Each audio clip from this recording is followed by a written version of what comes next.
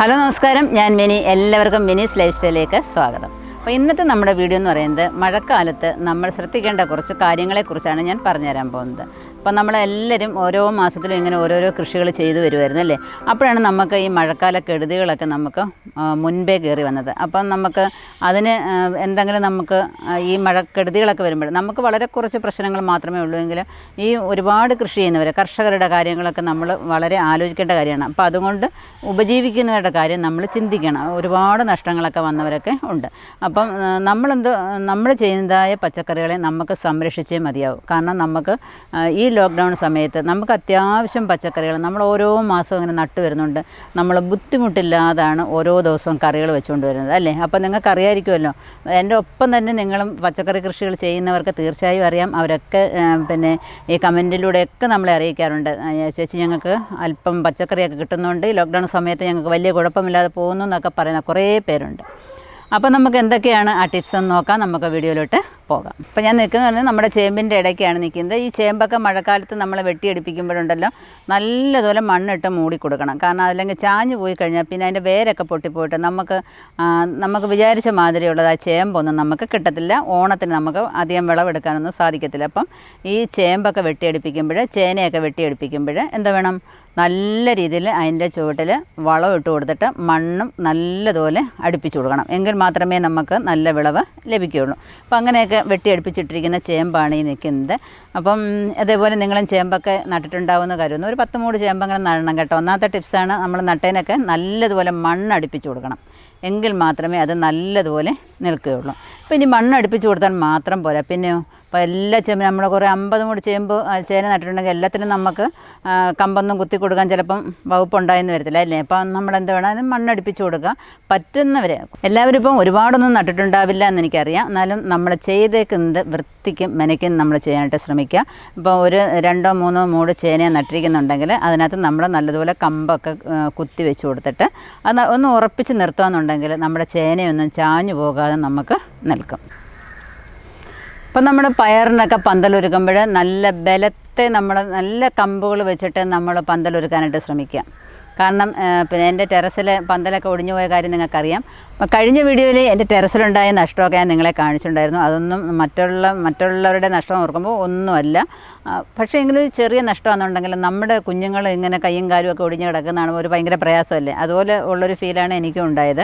അപ്പോൾ നമ്മൾ പന്തലൊരുക്കുമ്പോൾ നല്ല രീതിയിൽ പന്തലൊരുക്കാനായിട്ട് ശ്രമിക്കുക. നല്ല ബലമുള്ള കമ്പുകൾ വെച്ചിട്ട് ചെയ്യാനായിട്ട് ശ്രമിക്കുക. എൻ്റെന്ന് വെച്ചാൽ കുറച്ച് പഴക്കമുള്ള കമ്പുകളായിരുന്നു. കാരണം നേരത്തെ കെട്ടിയിരുന്നതായിരുന്നു. പിന്നെ എൻ്റെ ശ്രദ്ധ അങ്ങോട്ട് പോയില്ല എങ്ങനെയൊക്കെ സംഭവിക്കുമെന്നുള്ളത്. അപ്പം ഇരുമ്പിൻ്റെ 4 തൂണുകൾ നാട്ടിയിട്ടാണ് അതിൽ നമ്മൾ കയറൊക്കെ വലിച്ചു കെട്ടിയിരിക്കുന്നത്. പിന്നെ അതിന് എക്സ്റ്റൻഷൻ കൊടുത്താണ് ഈ ഒടിഞ്ഞു പോയത്.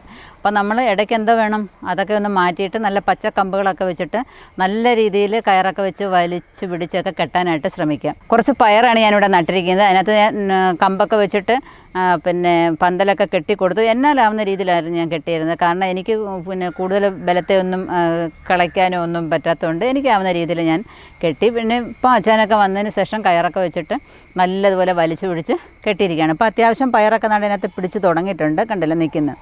അപ്പോൾ നമ്മുടെ വയലറ്റ് പയറൊക്കെയാണ് ഈ നിൽക്കുന്നത്. അപ്പം മഴയൊക്കെ ആയതുകൊണ്ട് ഇച്ചിരി പിടുത്തം കുറവാണ്. അപ്പം മഴയത്ത് ഇച്ചിരി പിടുത്തമൊക്കെ കുറയും. ഇപ്പോൾ എല്ലാവരും ഇങ്ങനെ പറയുന്നുണ്ട്, ചേച്ചി പിന്നെ പച്ചക്കറികളൊക്കെ കുറയുന്നു എന്ന് പറയുന്നുണ്ട്. അപ്പം ഈ മഴക്കാലത്ത് എന്തായാലും അതിന് വിഷമിക്കാനൊന്നുമില്ല.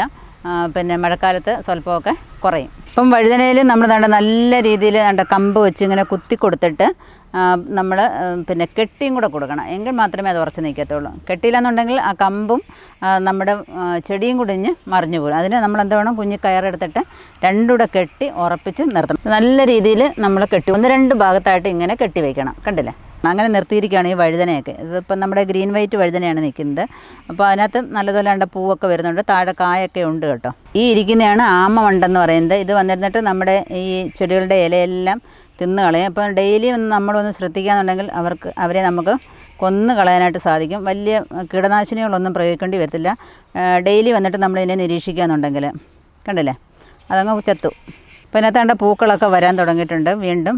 ഏതൊരു ചെടിയാണെന്നുണ്ടെങ്കിലും നമ്മൾ എന്ത് വേണം, ഇതിനെ കമ്പൊക്കെ കുത്തി കൊടുത്തിട്ട് കയറൊക്കെ കെട്ടി കൊടുത്തിട്ട് അതിൻ്റെ ചുവട്ടിൽ കുറച്ചുകൂടെ മണ്ണൊക്കെ അടുപ്പിച്ച് കൊടുക്കണം. എങ്കിൽ മാത്രമേ അത് നല്ല രീതിയിൽ നിൽക്കുകയുള്ളൂ. പിന്നെയെന്ന് വെച്ചാൽ അടുത്തതെന്ന് വെച്ചാൽ അതിൻ്റെ വളപ്രയോഗമാണ്. ഈ മഴക്കാല സമയത്ത് നമ്മൾ ലിക്വിഡായിട്ടുള്ള വളങ്ങൾ കൊടുത്താൽ അത് ഈ മഴയത്ത് അങ്ങ് ഒഴുകി പോവുകയുള്ളൂ. അപ്പം മഴ സമയത്ത് ഇപ്പം നമ്മൾ ജൈവ സ്ലറിയൊക്കെ ഒഴിച്ചു കൊടുത്താൽ അതിൻ്റെ ഗുണം ചിലപ്പോൾ നമുക്ക് ചെടിക്ക് കിട്ടിയെന്ന് വരത്തില്ല. അല്ലെങ്കിൽ നമ്മൾ നല്ലതുപോലെ തടം ഉണ്ടാക്കിയതിന് ശേഷം നമ്മൾ അതിനകത്ത് ഒഴിച്ചു കൊടുത്തിട്ട് മണ്ണ് നീക്കിയിട്ട് കൊടുക്കുകയെന്നുണ്ടെങ്കിൽ അതിൻ്റെ ഗുണം കിട്ടും. അതല്ല നമ്മൾ അതിൻ്റെ ചുവട്ടിലൊക്കെ വെറുതെ കൊണ്ടൊന്ന് ഒഴിച്ചു കൊടുത്താൽ അത് മഴയത്ത് അങ്ങ് ഒലിച്ചു പോവുകയുള്ളൂ. അപ്പോൾ നമ്മളെന്താ വേണം, രൂപത്തിലുള്ളതായ വളങ്ങൾ വേണം ഇട്ട് കൊടുക്കാൻ. ഇപ്പം ചാണകപ്പൊടി, എല്ലുപൊടി, പിന്നെ വേപ്പിൻ പിണ്ണാക്കൊക്കെ നമുക്ക് അതേപോലെ പൊടിച്ച് നമുക്കതിൻ്റെ ചുവട്ടിൽ ഇട്ട് കൊടുക്കാം. എന്നിട്ട് നമ്മൾ ഗ്രോ ബാഗൊക്കെ ഒന്ന് മൂടി വെച്ചിരുന്നാൽ നമ്മുടെ വളമൊന്നും ഈ മഴവെള്ളത്തിൽ നഷ്ടപ്പെട്ടു പോകാതെ നമ്മുടെ ചെടികൾക്കത് ഉപകാരമായിട്ട് കിട്ടുന്നതായിരിക്കും. മഴക്കാലത്ത് നമ്മൾ കൃഷി ചെയ്യുമ്പോൾ പിന്നെ ശ്രദ്ധിക്കേണ്ട ഒരു കാര്യം എന്ന് വെച്ചാൽ നമ്മൾ തടമെടുത്ത് നമ്മളൊന്നും നടാതിരിക്കുക, അതാണ് വേണ്ടത്. അപ്പം നമ്മൾ മണ്ണ് കൂന കൂട്ടിയിട്ട് വേണം ഈ മഴക്കാലത്ത് നമ്മൾ കൃഷി ചെയ്യാനായിട്ട്. ഇപ്പം നമ്മൾ ഇഞ്ചി മഞ്ഞൾ കുഴപ്പമില്ല, എവിടെ കൊണ്ട് നട്ടിരുന്നാലും മഞ്ഞളം കിളിച്ച് വരും. പക്ഷേ ഇഞ്ചിയൊക്കെ ഉണ്ടല്ലോ, അതുപോലെ തന്നെ എല്ലാ പച്ചക്കറികളും നമ്മൾ ഇച്ചിരി ഒന്ന് മണ്ണ് കൂന കൂട്ടിയിട്ട് നടുകയെന്നുണ്ടെങ്കിൽ അത് വെള്ളക്കെട്ടില്ലാതെ, ഇപ്പോൾ ഞാൻ ഇഞ്ചിയൊക്കെ ഇങ്ങനെ വാരം കോരിയാണ് നട്ടിരിക്കുന്നത്. അപ്പം അധികം വെള്ളക്കെട്ടില്ലാതെ പിന്നെ അതിന് വേണ്ടാത്ത വെള്ളമൊക്കെ അങ്ങ് വാർന്നങ്ങ് പൊക്കോളും. വേണ്ടുന്ന വെള്ളം മാത്രമേ അവിടെ നിൽക്കുകയുള്ളൂ. ഇങ്ങനെയൊക്കെ ഇഞ്ചി നടാന്നുണ്ടെങ്കിൽ നമുക്ക് നല്ല വിളവും കിട്ടും. അതുപോലെ തന്നെ ഈ പച്ചക്കറികളാണെന്നുണ്ടെങ്കിൽ ഈ മഴക്കാലത്ത് നമ്മൾ ഏരി കൂട്ടി അല്ലെങ്കിൽ വാരം കോരി അല്ലെങ്കിൽ പണ കോരി, ഞങ്ങളിങ്ങനെ പണ കോരി എന്നാണ് പറയുന്നത്, പണ കോരി നട്ടാൽ നന്നായിരിക്കും. പണ കോരി എന്ന് വെച്ചാൽ ഈ പയറിനൊക്കെ നമ്മൾ തടം അല്ല എടുക്കേണ്ടത്. ഈ മഴക്കാലത്ത് നമ്മൾ മണ്ണൊന്ന് കൂന കൂട്ടിയിട്ട് അതിൻ്റെ മുകളിൽ നടാനായിട്ട് ശ്രമിക്കുക. അപ്പം വെള്ളമൊക്കെ അങ്ങ് ഒലിച്ച് പോയിക്കോളും. അപ്പം നമ്മുടെ പയറൊക്കെ കിളിച്ച് വരികയും ചെയ്യും. അതല്ലാന്നുണ്ടെങ്കിൽ നമ്മുടെ തടം എടുക്കുകയെന്നുണ്ടെങ്കിൽ ആ തടത്തിൽ വെള്ളം കെട്ടി നിന്നിട്ട് നമ്മൾ നട്ടേക്കുന്നതായ വിത്തുകളൊക്കെ ചീഞ്ഞു പോകാനായിട്ട് സാധ്യതയുണ്ട്. ഇതിപ്പം ഞാൻ കുറേ ഇഞ്ചി നട്ടിരിക്കുന്നതാണ്. ഇപ്രാവശ്യം 5 പണ ഇഞ്ചിയാണ് നട്ടിരിക്കുന്നത്. അപ്പോൾ ഒരു 250 മൂടോളം നമ്മൾ നട്ടു. അപ്പം കഴിഞ്ഞ പ്രാവശ്യത്തേക്കാളും കൂടുതൽ ഇഞ്ചിയാണ് ഈ പ്രാവശ്യം നട്ടിരിക്കുന്നത്. കഴിഞ്ഞ പ്രാവശ്യം ഞാനൊരു 100-നടുത്ത് മാത്രമേ നട്ടുള്ളായിരുന്നു. ഇപ്പോൾ നല്ല ഇഷ്ടം പോലെ ഇഞ്ചിയൊക്കെ നട്ടിട്ടുണ്ട്. എപ്പോഴും എനിക്കിങ്ങനെ പറമ്പ് ഇങ്ങനെ നിറഞ്ഞ് കിടക്കുന്ന കാണുമ്പോൾ ഒരു സന്തോഷം അല്ലേ. നമ്മുടെ പറമ്പിൽ ഇങ്ങനെ കാട് കയറ്റിയിട്ടേക്കാതെ അവിടെയൊക്കെ നമ്മളൊന്ന് വൃത്തിയാക്കിയിട്ടൊക്കെ നടാമെന്നുണ്ടെങ്കിൽ കാണാൻ തന്നെ ഒരു പച്ചപ്പൊക്കെ കാണുമ്പം ഒരു പ്രത്യേക ഭംഗിയല്ലേ. അപ്പം തീർച്ചയായിട്ടും എല്ലാവരും നമ്മുടെ വീടും പറമ്പും ഒക്കെ, നമ്മുടെ പറമ്പൊക്കെ നമ്മൾ ഇങ്ങനെ കാട് കയറ്റി പിന്നെ എന്താണ് മറ്റ് മൃഗങ്ങൾ വന്ന് താമസിക്കുക എന്ന് വെച്ചാൽ എലിയും കീരിയും അങ്ങനെയുള്ള മൃഗങ്ങളൊക്കെ വന്ന് താമസിക്കാതെ നമ്മളെന്താ വേണം, നമ്മുടെ പറമ്പൊക്കെ ഒന്ന് വൃത്തിയാക്കി എന്തെങ്കിലുമൊക്കെ അങ്ങ് കൃഷി ചെയ്യണം. കാരണം ഒരു 10 മൂട് കപ്പയെങ്കിലും അങ്ങോട്ട് നട്ടുപിടിപ്പിക്കണം. എന്നിട്ട് ഒരു 6 മാസം കഴിയുമ്പോൾ നമുക്ക് ഒന്നാന്തരം കപ്പ പറിച്ചിട്ട് നമുക്ക് പുഴുങ്ങി തിന്നാനൊക്കെ സാധിക്കും അല്ലേ. ഇപ്പം വെറുതെ ഇരിക്കാതെ എല്ലാവരും എന്തെങ്കിലുമൊക്കെ കൃഷി ചെയ്യണം. എന്നിട്ട് പിന്നെ കുറച്ച് നമ്മൾ 10 എണ്ണം നടുമ്പോൾ നമുക്കൊരു 5 എണ്ണമെങ്കിലും കിട്ടുമല്ലോ, അത്രയും നമ്മൾ സന്തോഷിക്കുക, അത്രയും മാത്രം മതി. ഈ മഴക്കാലത്ത് നമുക്ക് എല്ലാവർക്കും മഴമറയൊന്നും ഉണ്ടാക്കാൻ പറ്റിയെന്ന് വരത്തില്ല അല്ലേ. ഇപ്പോൾ എല്ലാവർക്കും ഒരേപോലെ സാമ്പത്തികം ഉണ്ടാവണമെന്നൊന്നുമില്ലല്ലോ. അപ്പോൾ നമ്മൾ നമ്മുടെ കഴിവിൻ്റെ പരമാവധി നമ്മളത് പിന്നെ നമ്മൾ ചെയ്തിരിക്കുന്ന പച്ചക്കറികളെയൊക്കെ അത് നമ്മൾ സംരക്ഷിക്കുക എന്നുള്ളതാണ് നമുക്ക് വേണ്ടത് അല്ലേ. അപ്പോൾ നമ്മൾ ഒരുപാടുണ്ടെന്നുണ്ടെങ്കിൽ നമുക്ക് ഷെയ്ഡിൻ്റെ കീഴിലോട്ടൊന്നും വയ്ക്കാൻ പറ്റത്തില്ല. കഴിവിൻ്റെ പരമാവധി നമ്മൾ ശ്രദ്ധിക്കാനേ പറ്റുള്ളൂ. ഇപ്പം നമ്മുടെ ഷെയ്ഡിൻ്റെ കീഴിലോട്ടോ നമുക്ക് എങ്ങനെയെങ്കിലുമൊക്കെ ഒന്ന് മാറ്റി വയ്ക്കാൻ പറ്റുമെന്നുണ്ടെങ്കിൽ അങ്ങനെയൊന്ന് മാറ്റി വെച്ചാൽ നമ്മുടെ കൃഷികളെയൊക്കെ, പച്ചക്കറി കൃഷികളെയൊക്കെ കുറേയൊക്കെ നമുക്ക് സംരക്ഷിച്ചെടുക്കാനായിട്ട് സാധിക്കും. ഇപ്പം നമ്മുടെ കൈവശം നിന്ന് വിത്ത് വാങ്ങുന്നവരൊക്കെ നമുക്ക് നട്ടുപിടിപ്പിച്ചിട്ട് അതിൻ്റെ ഫോട്ടോസൊക്കെ നമുക്ക് അയച്ചു തരാറുണ്ട്. അപ്പം അത് നിങ്ങളൊരു വീഡിയോ ആക്കി നമുക്ക് അയച്ചു തന്നാൽ നമ്മുടെ വീഡിയോയിൽ നമ്മളത് ഉൾപ്പെടുത്താം. നിങ്ങൾക്കത് ഭയങ്കര സന്തോഷമായിരിക്കും, കാണുന്നവർക്കും എല്ലാം നല്ല സന്തോഷമായിരിക്കും. അപ്പം പിന്നെ നിങ്ങൾക്ക് നടാനും ഒരു പ്രത്യേക ഒരു ഉന്മേഷം വരും അല്ലേ. നമ്മുടെ വിത്തുകൾ വാങ്ങിച്ചിട്ട് അത് നട്ടുപിടിപ്പിച്ച് മിനിയുടെ വീഡിയോയിൽ കാണിക്കണം എന്നുള്ള ഒരു എന്താണ് വരുന്നൊരു, അപ്പോൾ അങ്ങനെയുള്ളൊരു ഉന്മേഷം നിങ്ങൾക്കുണ്ടാകും. അപ്പം തീർച്ചയായിട്ടും അപ്പം നിങ്ങളുടെ എല്ലാവരുടെയും വീട്ടിലെ പച്ചക്കറികൾ സമൃദ്ധമായിട്ടുണ്ടാകും. കാരണം ഒരു വീഡിയോയിലും കൂടെ വരുന്നതല്ലേ. അപ്പം വീട്ടിൽ ഇഷ്ടം പോലെ പച്ചക്കറികളൊക്കെ ഉണ്ടാകും. അപ്പം നമ്മുടെ പച്ചക്കറി വിത്തുകൾ നമുക്ക് കിട്ടുന്നതനുസരിച്ച് നമ്മൾ അപ്ഡേറ്റ് ചെയ്യുന്നുണ്ട് വെബ്സൈറ്റിൽ. അപ്പം പെട്ടെന്ന് വിത്തുകൾ തീർന്നു പോവുകയാണ്. ഇപ്പം നിങ്ങളെല്ലാവരും കൂടെ പെട്ടെന്ന് അങ്ങ് തീർത്ത് കൊണ്ടുപോവുകയാണ്. നമുക്ക് ഭയങ്കര സന്തോഷമുണ്ട്. കാരണം ഇത്രയും ആകാംക്ഷ, ഇത്രയും ചെയ്യാനുള്ള ഉന്മേഷം നിങ്ങൾക്ക് ഉണ്ടല്ലോ എന്ന് ഓർക്കുമ്പോഴാണ് എനിക്ക് ഭയങ്കര സന്തോഷം ഉണ്ടാകുന്നത്. കാരണം ഇത്രയും പിന്നെ നമ്മുടെ കേരളത്തിലുള്ളവർ അല്ലാത്തവരും ഒക്കെ കൃഷി ചെയ്യാനായിട്ട് ഇപ്പം ഗൾഫിൽ നിന്നും അമേരിക്കയിൽ നിന്നും ഒക്കെ വിളിച്ച് ചോദിക്കുന്നുണ്ട്, ഞങ്ങൾക്കൂടെ വിത്ത് അയച്ചു തരുമെന്നൊക്കെ ചോദിക്കുന്നുണ്ട്. അപ്പം നമുക്കത് സാധിക്കുന്നില്ല. ഇപ്പം കുറച്ചുകൂടെ കഴിഞ്ഞിട്ട് ഈ ലോക്ക്ഡൗണൊക്കെ കഴിഞ്ഞിട്ട് നമുക്ക് അങ്ങനെ കൊടുക്കണമെന്നൊക്കെ താല്പര്യമുണ്ട്. അപ്പം ചെടികളും നമുക്ക് അയച്ചു കൊടുക്കണമെന്ന് ആഗ്രഹമുണ്ട്. അപ്പം കുറച്ചുകൂടെ കഴിയട്ടെ എന്ന് വിചാരിക്കുക. അപ്പം നിങ്ങളെല്ലാവരും നമ്മളോട് സഹകരിക്കുക, എല്ലാവരും കൃഷി ചെയ്യുക. അതാണ് എനിക്ക് ഏറ്റവും നിങ്ങളോട് പറയാനുള്ള കാര്യം. ഇപ്പം നമുക്ക് വിത്തിന് ഇച്ചിരി ഷോർട്ടേജ് വന്നതെന്ന് വെച്ചാൽ ഈ ലോക്ക്ഡൗണും മഴയും ഒക്കെ ആയതുകൊണ്ട് മാത്രമാണ്. നിങ്ങൾ അതിനെ വിഷമിക്കുകയൊന്നും വേണ്ട. വേണ്ട. ഇപ്പോൾ നമ്മുടെ ഫാർമേഴ്സിൻ്റെ കൂടെയൊക്കെ നമ്മൾ വിത്തിൻ്റെ കാര്യം പറഞ്ഞിട്ടുണ്ട്. കാരണം ഈ മഴയൊക്കെ ആയതുകൊണ്ട് അവർക്ക് അത് ഉണക്കിയെടുക്കാനും പിന്നെയെന്ന് വെച്ചാൽ ലോക്ക്ഡൗൺ ആയതുകൊണ്ട് അയച്ചു തരാനും ഒക്കെ ഉള്ള ബുദ്ധിമുട്ടുകൊണ്ടാണ് നമ്മുടെ വെബ്സൈറ്റിൽ ഒരു ഷോർട്ടേജ് ഉണ്ടാകുന്നത്. അതിന് നിങ്ങൾ വിഷമിക്കുകയേ വേണ്ട. നമ്മൾ കിട്ടുന്നതനുസരിച്ച് നമ്മൾ നിങ്ങൾക്ക് വിത്തുകൾ എത്തിക്കുന്നതായിരിക്കും. അപ്പോൾ എല്ലാവരും കൃഷി ചെയ്യുക. വളരെയധികം സന്തോഷമുണ്ട് നിങ്ങളെല്ലാവരും ഇങ്ങനെ കൃഷിയുടെ ലോകത്തേക്ക് വരുന്നത് കൊണ്ട്. അപ്പം മഴയാണെങ്കിലും കാറ്റാണെങ്കിലും നമ്മൾ ചെയ്യാനുള്ള ജോലി നമ്മൾ ചെയ്തുകൊണ്ടേയിരിക്കുക. അപ്പം നമ്മൾ നേരത്തെ മുതൽ നമ്മൾ ഓരോന്ന് ചെയ്തതുകൊണ്ടാണ് ഇപ്പം നമുക്ക് വലിയ ബുദ്ധിമുട്ടില്ലാതെ ഈ ലോക്ക്ഡൗൺ സമയത്ത് നമുക്ക് കുറച്ചൊക്കെ പച്ചക്കറികൾ കിട്ടുന്നത് അല്ലേ. അപ്പം തീർച്ചയായിട്ടും എല്ലാവരും ചെയ്യണം. അപ്പം നമുക്ക് ഇതേപോലെ ഫോട്ടോസ് അയച്ചു തന്നതാണ്. ബാംഗ്ലൂരിൽ നിന്ന് നികിത അയച്ചു തന്ന ഫോട്ടോയാണിത്. നമ്മുടെ ഇന്ന് കുറേ ഗ്രോ ബാഗും വിത്തുകളും ഒക്കെ വാങ്ങിച്ചിട്ടുണ്ടായിരുന്നു. അതാണ് ഈ കാണിക്കുന്നത് കേട്ടോ. ഹായ് മിഞ്ചേച്ചി, ഞാൻ ജിനി, ബാംഗ്ലൂരിൽ നിന്നാണേ. പിന്നെ ഞാൻ ചേച്ചിയുടെ വീഡിയോസ് എല്ലാം സ്ഥിരമായിട്ട് കാണാറുണ്ട്. എനിക്ക് കൃഷി ചെയ്യാൻ ഒത്തിരി ഇഷ്ടമായിരുന്നു ചേച്ചി. പക്ഷേ ഈ ഇവിടെ എങ്ങനെയാ എന്താ എന്നൊന്നും അറിയത്തില്ലായിരുന്നു. അങ്ങനെ പിന്നെ ഞാൻ ചേച്ചിയുടെ വീഡിയോസ് എല്ലാം കാണാൻ തുടങ്ങിയപ്പോഴേ എല്ലാം ഒരു ഐഡിയ ഒക്കെ കിട്ടി തുടങ്ങിയത് ചേച്ചി. പിന്നെ അങ്ങനെ ചെറുതായിട്ട് ഓരോന്നോരോന്നെല്ലാം നട്ടു തുടങ്ങി. പിന്നെ ഇവിടെ സീഡ്സും ഗ്രോ ബാഗും എല്ലാം കിട്ടാൻ പാടായിരുന്നു. അങ്ങനെയാണ് ചേച്ചി അവിടെ ഗ്രോ ബാഗും സീഡ്സും എല്ലാം ഇങ്ങനെ അയക്കുന്നുണ്ടെന്നൊക്കെ അറിഞ്ഞത്. അങ്ങനെ ചേച്ചിയാണ് എനിക്ക് ഗ്രോ ബാഗും സീഡ്സും എല്ലാം അയച്ചു തന്നത്. അപ്പം ചേച്ചി തന്ന ഗ്രോ ബാഗിലൂടെയും സീഡ്സിലൂടെയൊക്കെയാണ് ഇപ്പം ഞാൻ ഈ കൃഷിയെല്ലാം ചെയ്തിരിക്കുന്നത്. അപ്പം അതെല്ലാം ചേച്ചി ഒന്ന് കാണിക്കാൻ വേണ്ടിയാണ് ഞാൻ ഈ വീഡിയോ ചെയ്തത്. ഒത്തിരി സന്തോഷം ചേച്ചി, ഒരുപാട് സന്തോഷമുണ്ട്.